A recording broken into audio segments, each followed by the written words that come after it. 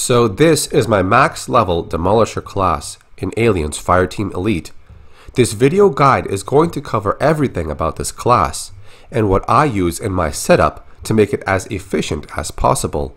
It's going to focus on the best setup I have used for someone playing alone with 2 synth bots. However, this setup will also be very useful when playing with friends. I'm also going to cover on what you should focus on when you start playing this class. So if you want a class that's built on raw damage, this is the class for you. The best primary weapon for this class, from my experience, is the M41A2 pulse rifle. Compared to the other weapons you can purchase, this was the best one for me. There are 4 levels to unlock, which are shown by the 4 stars. Those are minor perks that will help you just a bit. The bonus perks are increases to stability, effective range, fire rate, and accuracy. There's a lot of weapon attachments that will change what benefits your weapon can receive. They can boost your stats like fire rate, reload speed, magazine size, ammo capacity, weak point damage, and some other bonus perks. These are the things that will make a bigger impact in how well your weapon can perform.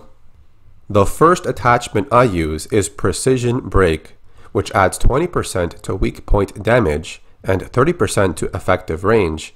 The damage fall-off counter at the bottom shows you how far a projectile travels until its damage starts to go down, so improving your effective range can keep your damage up in long-range battles. Next up is the Weighted Magazine. It increases my magazine capacity by 15% and improves the handling by 20%. It also comes with bonus perks that increase the stability and range. And the last one is the Red Dot Sight. It improves my accuracy by 15%, weak point damage by 15%, effective range by another 15%, and zoom magnification by 10%. Let's look at the recoil this weapon has without any control from us. This is what you get if you don't manage any movement as you aim and fire. Yes, it's a lot, but most lightweight automatic weapons have this effect. So with a little control, which really does not take much effort, you can make good use of this weapon's rate of fire, clip size, and range. I did try other primary weapons for this class, but this was the one I used the most. It just proved to be more effective when dealing with many targets trying to swarm you. But if you're better at using single shot or burst fire weapons, then by all means, use those instead. Let's move on to the heavy weapon slot. The one that is the most effective during my time with this game is the L56A3 Smart Gun.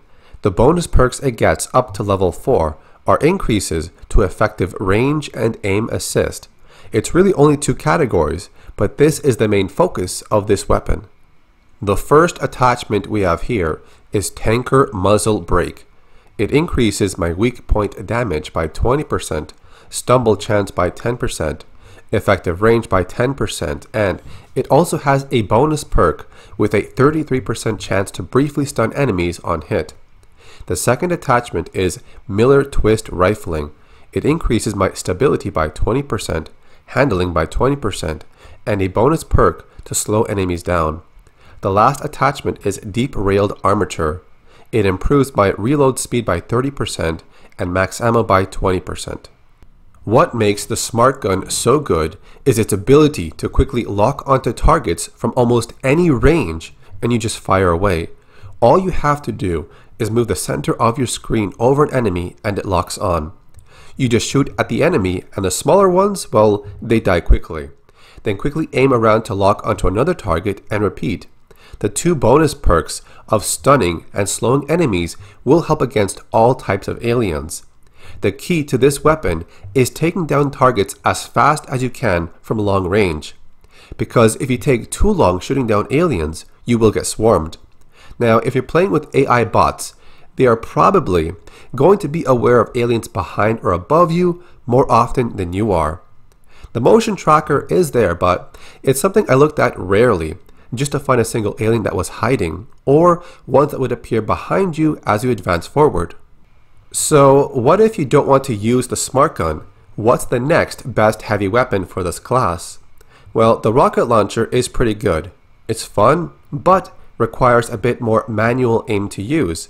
It's meant for radius or area damage, So you'll want to adjust the perks on your class grid to allow for more heavy weapon ammo and damage. And of course, there are attachments that can boost other stats as well. The rocket launcher is a fun weapon to use.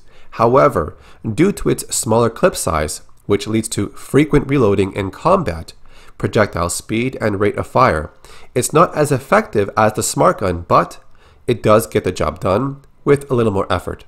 There's also an impact grenade launcher which has arcing shots that explode when they touch a surface or enemy.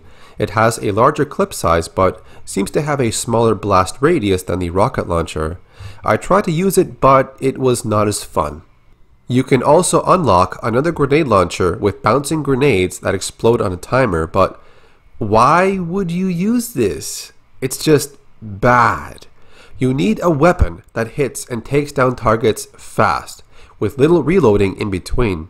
This grenade launcher is the worst type, but it does give you a reason to shoot bouncing grenades around corners if you're into that, but for me, it just didn't work. You also have access to a flamethrower and incinerator, but those are the worst types of heavy weapons in my opinion. You need to get close to light aliens on fire, and even then, the burning effect does not last long enough and it almost has no real use for it. The flamethrower is fun for a few minutes until you realize it's so bad that you might as well use a rocket launcher.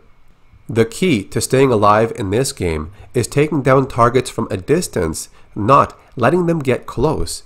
This weapon could get buffed in the future with an update. Perhaps they can make the burning effect last longer on the enemies and it could slow them down. But in its current state, it's not as effective as the smart gun or rocket launcher. This, along with the grenade launchers, are just fun weapons to use if you want a challenge. The smart gun is also very useful while using the cover system. It's the perfect weapon for high damage, stun and slow effects, high rate of fire, large amounts of ammo, and it's easy to use. You can use the cover system on some aliens, but it's a feature best used against synthetics. It's a good way to lay down a large amount of damage while behind cover, and you don't have to aim that much with it. You can use the rocket launcher in this manner, but it does require you to stand up to get a more precise shot on the enemy's body or feet. The last thing I want to mention about the smart gun is when you're defending a position that has a nearby ammo crate, just use the smart gun. You have unlimited ammo by restocking your supplies, so you might as well use the best of your two weapons. I prefer to use the pulse rifle in between the areas leading up to this point. Occasionally, I will use the smart gun if I see an enemy with a lot of health, but it's best to use the smart gun if you have an ammo crate close to you. It just makes things a lot easier. Now let's look at the abilities. The first one is the micro rockets that can be modified in different ways. The way I have my build set up is for my two main abilities to cause a knockdown effect. You'll want to aim for unlocking the concussive rockets. They fire for concussive rockets that deal considerably less damage, but have a larger explosion radius that knocks down enemies. When you cause a special enemy to knock down, this will give you valuable seconds to either reload, get to a better position, or giving your fire team more time to shoot enemies while they recover from that effect. Once you unlock other mods, you can try to mix and match what you prefer. This mod worked best for me while playing solo. As I progressed with unlocking other mods for the Demolisher class, I was aiming to get more cooldown reduction on this skill, so mods like Quick Charge 3 and 4 were able to fit in. You just have to make sure you attach them to the skill you want this effect for. I also applied Enhanced Reach 3 to increase the radius, and for more damage I put on Force Multiplier 4 and Loud and Clear. So try this setup. If you're looking to immobilize enemies, it's pretty good. Even with the damage loss you get from concussive rockets, they still hit pretty hard, so it's not a big loss in terms of damage. The other skill you can activate is Blast Wave. It unleashes a concussion blast around you, damaging enemies and knocking them back. Because it's mainly a skill to assist you, it's better to have this on cooldown instead of damage. I put on Assault and Battery. Each target hit by Blast Wave reduces its cooldown by 10%.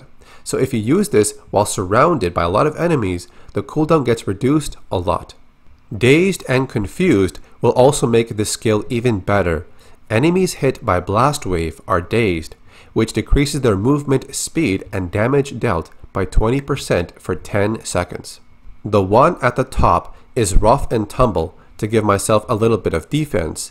Area of effect attacks deal 50% less damage to you. Then I added Demolisher Heavy Training. It increases the max ammo of heavy weapons by 20% and the reload speed by 15%. Now the last one is Demolisher Heavy Mastery. Fire rate and stability are increased by 15% for all heavy weapons. Since we're using the Smart Gun a lot, this will help even more. This is what Blast Wave looks like in action. It's got a short range, but you can increase the radius with some mods if you want. It works on the special aliens and bosses as well.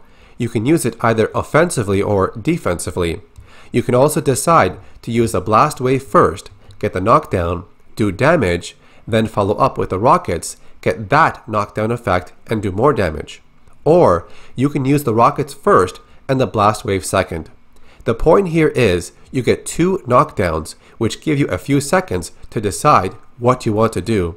When you combine them together, you have more time for a damage phase, time to reload or change your position to escape.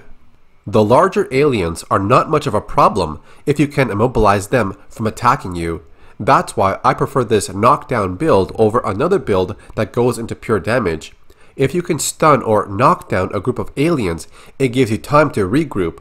Another example is if one of your teammates is down, you can knock down the surrounding enemies if they have too much health, then pick up your teammate. The last thing we can look at is the kit perk called Clear the Room.